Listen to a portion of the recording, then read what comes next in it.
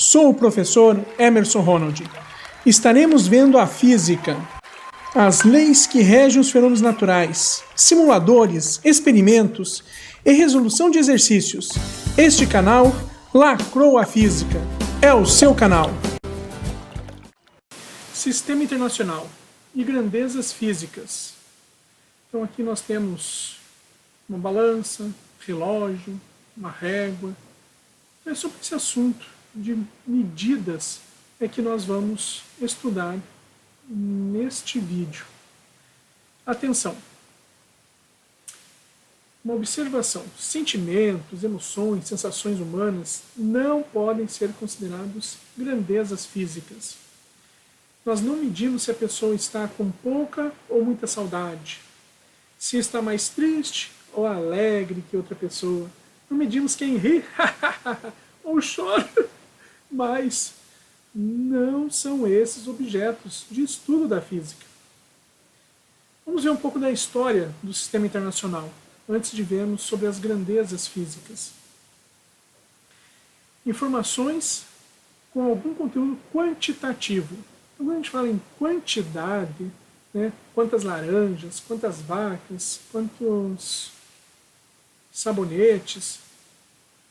Então, quantificar as coisas sempre foi muito importante, desde os tempos primitivos. Mecanismos da evolução do conhecimento devem ter operado efetivamente para lidar com este tipo de informação. Informações de caráter quantitativo podem ser mais complexas, envolvendo o que podemos chamar de grandezas físicas. Então, mais à frente a gente vai ver bem detalhado as grandezas físicas. Mas a gente tem que perceber que ela é extremamente importante para o surgimento do Sistema Internacional de Unidades e Medidas.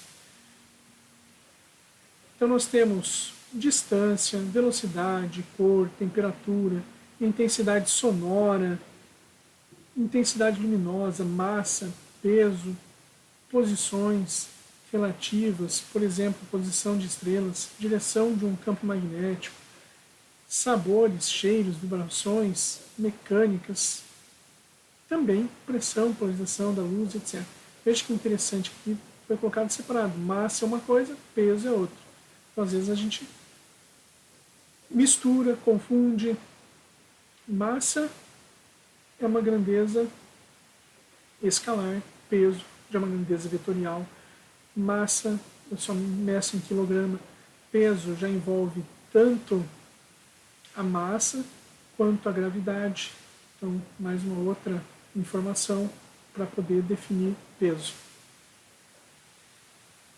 Alguns objetos, como os bumerangues e antigos povos que habitavam o que nós chamamos hoje de Austrália, e diversos instrumentos musicais feitos de ossos ou de madeira, ferramentas e armas, evidenciam claramente processos de desenvolvimento e aperfeiçoamento.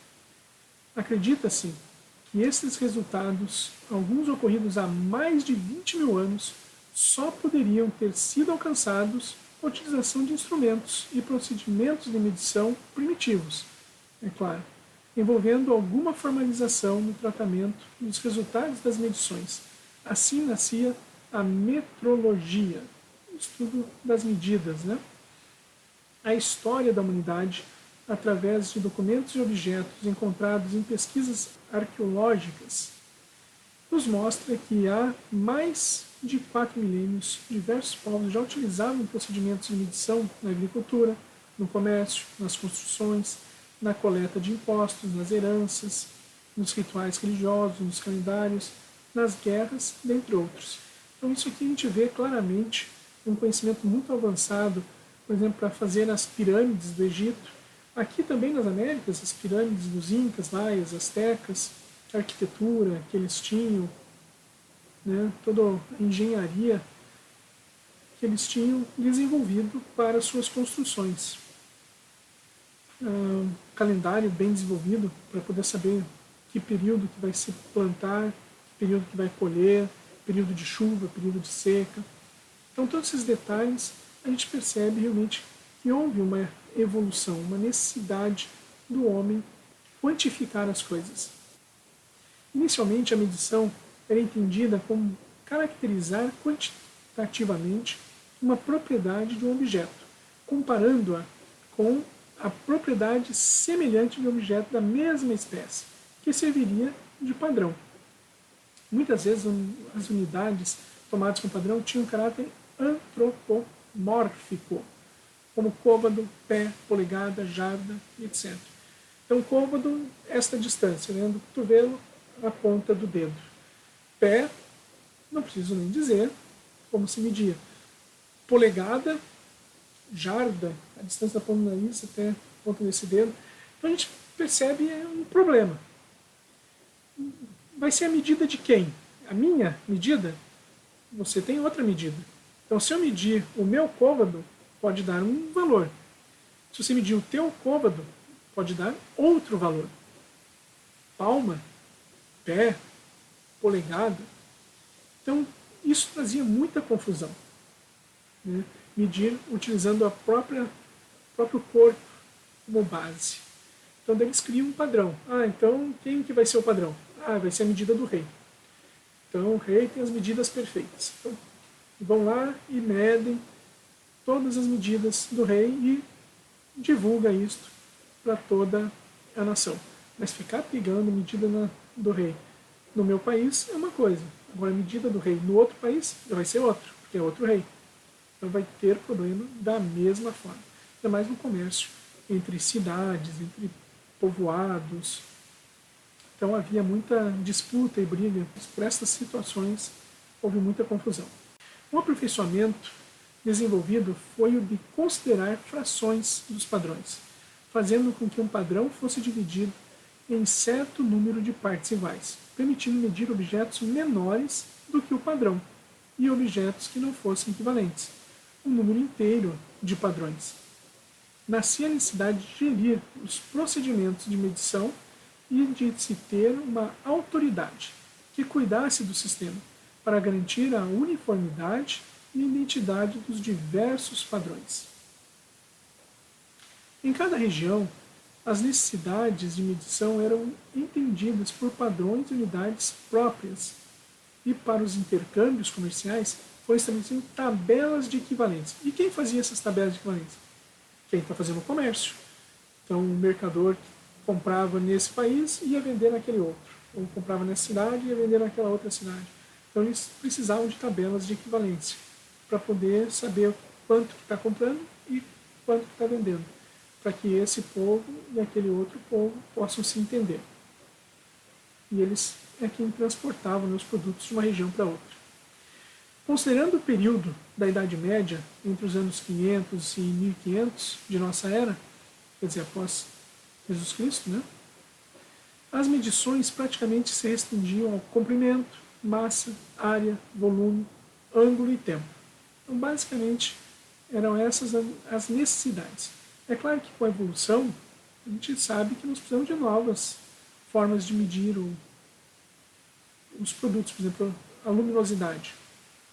Então, se eu compro uma lâmpada de 20 watts, se eu compro uma lâmpada de 10 watts, qual vai ser a diferença no brilho? Durabilidade? Então, eu preciso saber como medir esses novos produtos. Computadores, né? Qual é a velocidade, gigahertz?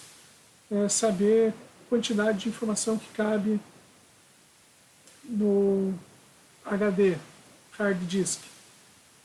1 tera, meio tera, 500 gigabytes. Então, eu preciso de novas formas de medir.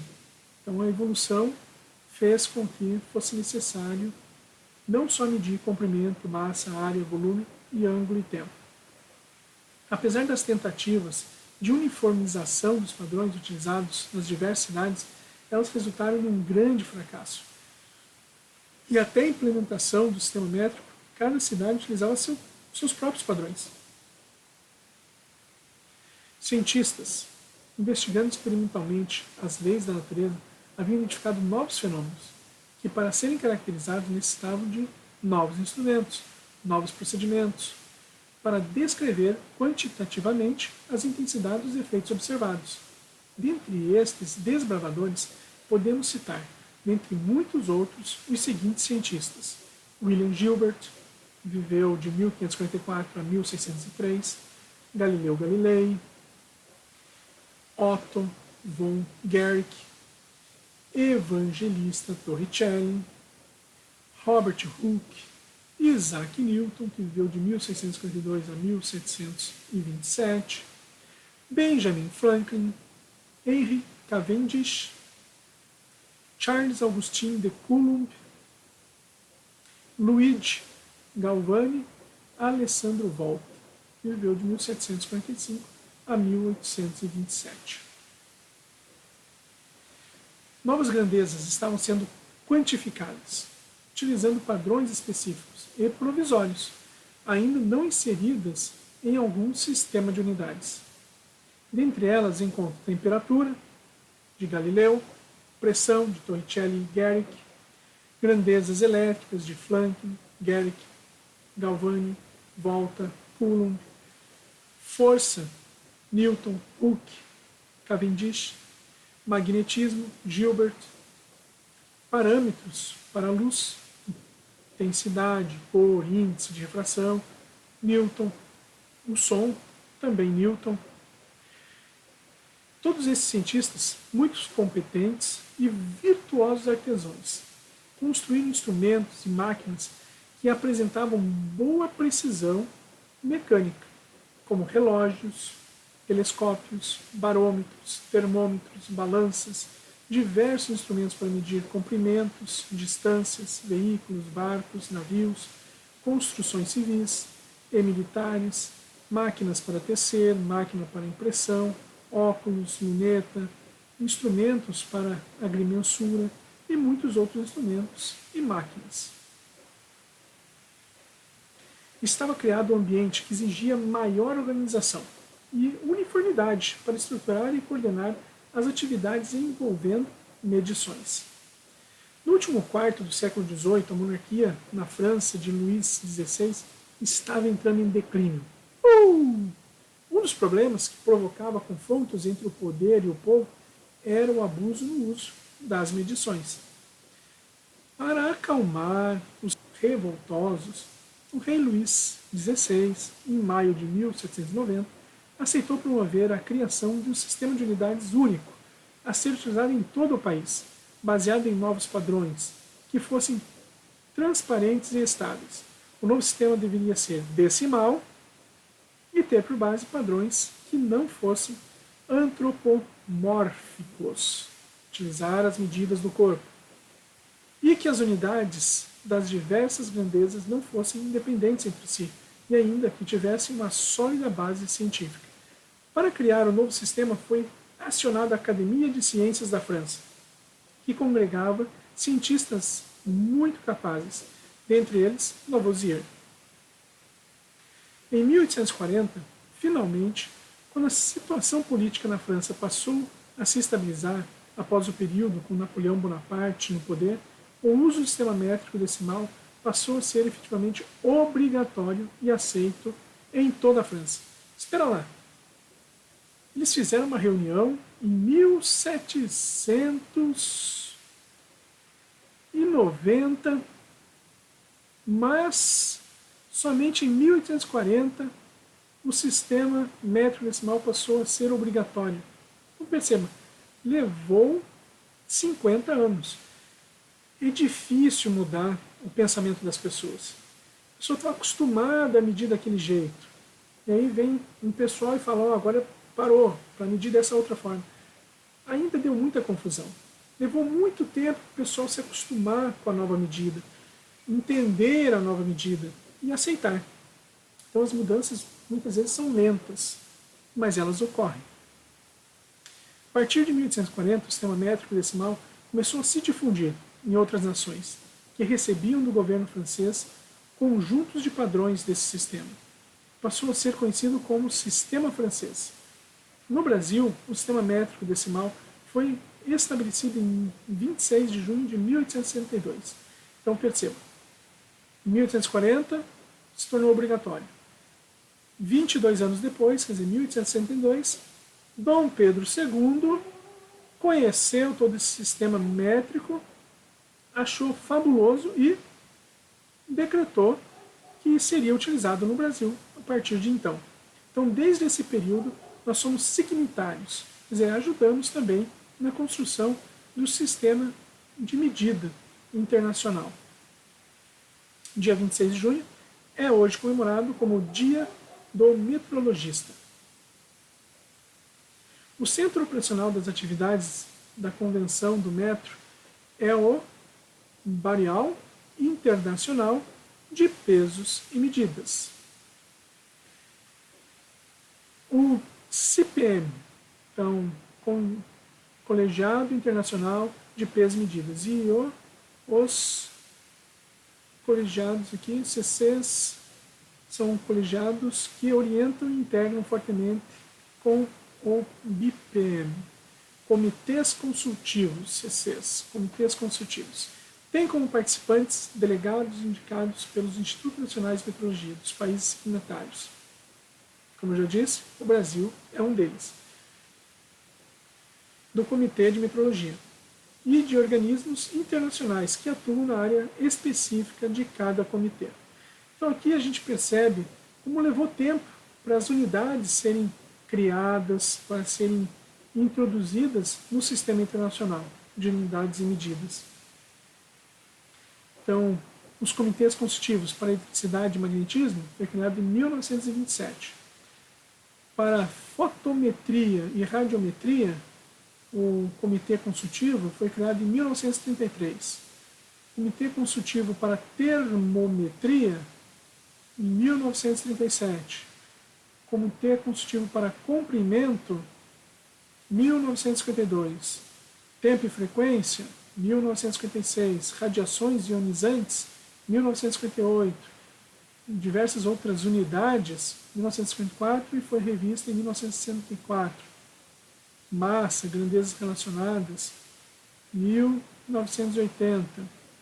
Quantidade de substâncias, biologia química, 1993. Para acústica, ultrassom, vibrações, 1999.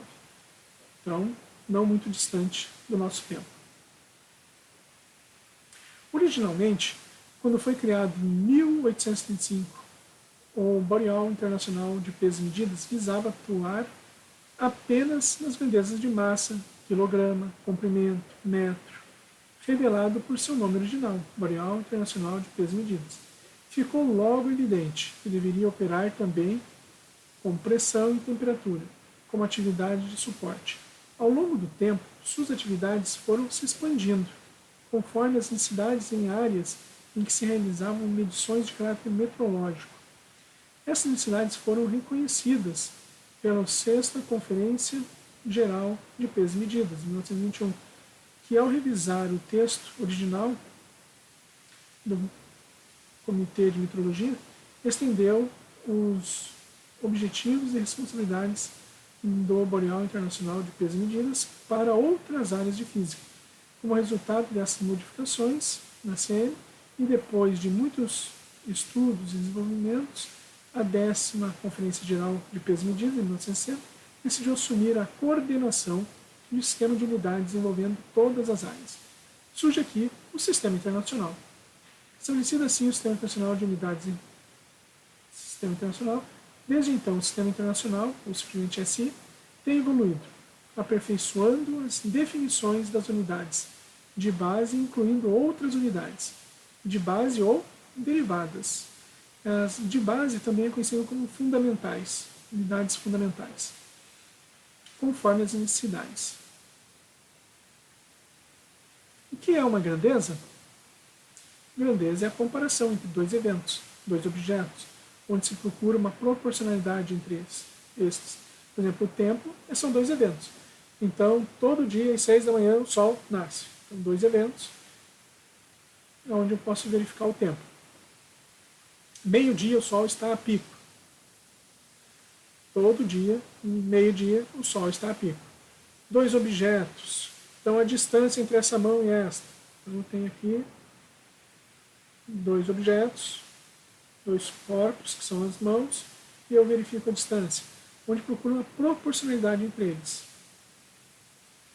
Grandezas físicas, medida de fenômenos, eventos, objetos, que podem ser descritos por um número seguido de uma unidade de medida. Então só vai ter um número e uma unidade aqui, só. E eu já entendo ela. Isso é uma grandeza física, verificados através de um instrumento aferido. O comprimento, distância, altura, profundidade, é medido por uma trena.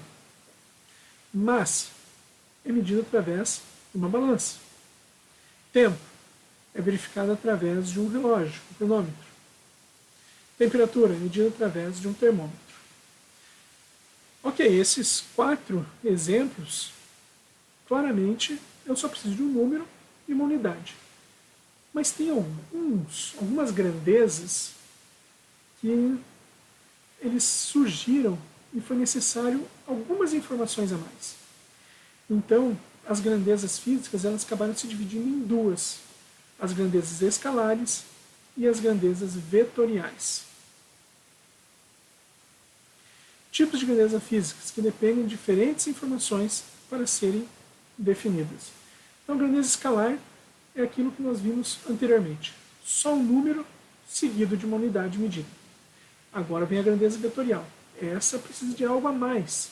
Além do número seguido da unidade de medida, é preciso saber sua direção e sentido, para ela estar bem definida, para a gente poder entender. Então vamos ver alguns exemplos de grandezas escalares. A gente já viu na tela anterior, mas vamos ver aqui novamente. Comprimento, massa, tempo, temperatura. Comprimento, 50 metros. Massa, 8 kg. Tempo, vai levar 10 minutos. Temperatura, não estou com febre não, estou com 36,5 graus Celsius de temperatura. Então, tem o número e a unidade, eu já entendo. Exemplos de grandezas vetoriais. Nós vamos precisar de direção e sentido. Deslocamento. Peraí, minha mão está se deslocando daqui para cá? Ou está deslocando daqui para cá? Qual é a direção? É na horizontal? Ou ele está subindo? Está descendo? É na vertical? É inclinado, né, no oblíquo? Qual é o movimento? Esse deslocamento é da onde para onde? Velocidade. Eu estou indo de frente. Velocidade. Eu estou indo de frente ou estou indo de ré?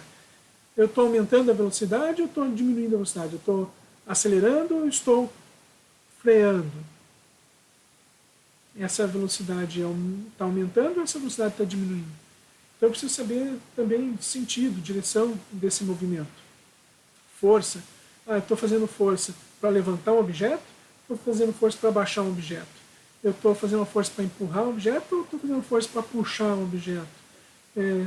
Sentido para a esquerda ou para a direita? Qual é o sentido? Direção. Temos 3 possibilidades: horizontal, vertical e oblíquo. Sentido já vai depender da direção. Se for horizontal, vai ter um sentido. Se for vertical, vai ter outro sentido. Se for oblíquo, tem outro sentido. Horizontal, poderíamos ver o sentido. Está indo para a direita ou para a esquerda? Para frente ou para trás? Sentido horizontal. No sentido vertical, está indo para cima ou para baixo? Se for oblíquo, então poderia ser aqui do canto inferior esquerdo da tela para o canto superior direito da tela. Poderia ser do canto inferior direito para o canto superior esquerdo. Ou vice-versa, do canto superior esquerdo para o canto inferior direito. Do canto superior direito para o canto inferior esquerdo. Então, tudo depende qual é a direção para eu poder determinar qual é o sentido. Grandezas fundamentais ou grandezas de base que vai sustentar, vai dar origem a todas as outras grandezas que não são nenhuma destas. Então elas dependem destas, por isso são chamadas de grandezas fundamentais. porque elas fundamentam todas as outras. Então, comprimento. Eu poderia utilizar na fórmula, no símbolo para grandeza, ΔL, o L de linha, né? Comprimento, uma linha aqui, comprimento. O delta na frente do L aqui significa variação. Então, variação do comprimento. Poderia usar como space, ΔS, espaço. Espaço entre as duas mãos aqui, quer dizer, a distância entre as mãos. Ou ΔX, alguns livros e apostilas têm trazido também essa variação. A unidade é o metro, o símbolo é um M minúsculo. Massa. Veja, eu utilizo o M como símbolo na fórmula, na grandeza. E esse M não significa metro. Para ser unidade, tem que ter um número aqui na frente, tipo 5 metros. Aqui não. Se tiver M, só M numa fórmula, ele vai significar massa. Ele não vai ter um número aqui na frente para significar que isso é uma unidade. Não, ele vai ser uma grandeza. Que é padrão é o quilograma, que é o kg. K minúsculo e o G. Tempo. Nós utilizamos a letra T minúsculo, ou ΔT, intervalo de tempo. Medido em segundo, e o símbolo um S. Temperatura. Para diferenciar de tempo que utilizamos o T minúsculo, nós vamos utilizar o T na caixa alta, quer dizer, T maiúsculo. É medido em Kelvin, e o símbolo, como Kelvin é sobrenome de um cientista, então o símbolo é o K maiúsculo. Corrente elétrica. Utilizamos a letra I, um símbolo da grandeza lá na forma. Ele representa o ampere. Ampere também é o sobrenome de um físico. Então, o símbolo da unidade é A maiúsculo. Então, esse é um detalhe interessante nós percebemos. Quando é uma unidade que não é um sobrenome de uma pessoa, de um cientista, fica o símbolo minúsculo. Que é o caso do metro, do quilograma, do segundo. Agora, Kelvin, ampere, que é o sobrenome de alguém, então fica em maiúsculo. Mol, pode ver, minúsculo. Então quer dizer que não é o sobrenome de ninguém. Candela também não é sobrenome de ninguém. Pode ver que é minúsculo aqui, ó, CD. Quantidade de matéria, representada pela letra Q, que é o mol. Intensidade luminosa, utilizamos o L maiúsculo. A unidade é candela. CD é o símbolo da unidade. Grandezas derivadas. Então, estas são aquelas que nós precisamos das fundamentais da tabela anterior para poder criar essas novas grandezas. Frequência, utiliza-se F minúsculo, Hertz, Hz, RPS, rotações por segundo, e a representação é a inversa do período. Logo, S elevado a menos 1. Força vem de Newton. Né? Então, Newton é um físico lá, então por isso o N é maiúsculo. Quilograma, que multiplica a aceleração, metros por segundo ao quadrado. Veja, quilograma é massa, metros por segundo ao quadrado é aceleração, mas aceleração também é uma grandeza derivada, pois envolve o metro, que é a distância, não o comprimento, envolve o tempo, né, ao quadrado. Então, por isso a gente percebe que realmente o Newton é uma grandeza derivada. Energia. Utilizamos a letra E como símbolo da grandeza, Joule, representado como Joule é o sobrenome de um físico e um matemático. Então, nós precisamos representar com a letra J maiúscula. Quilograma, que multiplica metro quadrado por segundo ao quadrado, é a representação. Potência, utilizamos o P minúsculo, o Watt, também sobrenome de um físico. Logo, W, símbolo tem que ser maiúsculo, e ele envolve massa, envolve área, envolve o cubo do tempo, né, do segundo. Carga elétrica, vamos representar pela letra Q maiúsculo, que é o Coulomb, representar pela C maiúsculo, o símbolo, exatamente porque é o sobrenome também de um físico. Então envolve ampere por segundo, que multiplica, né? segundo. Luminescência. Bom, luminescência envolve lá o candela, né, que a gente viu na tabela anterior da intensidade luminosa. Então, só que nós utilizamos o L minúsculo. Lux é a unidade. Lx é o símbolo. Temos aqui, então, candela por metro quadrado, da onde surgiu o lux. Pressão vem aqui do Pascal, P maiúsculo. É o símbolo que nós utilizamos para diferenciar da potência que utilizamos P minúsculo. Pascal é o sobrenome de uma pessoa, então começa com P maiúsculo aqui, o símbolo é PA, Pascal, que vem do newtons por metro quadrado. Bom, newton, a gente já viu aqui quilograma, fazer massa multiplicando a aceleração, então aqui eu tenho massa multiplicando a aceleração divididos por área.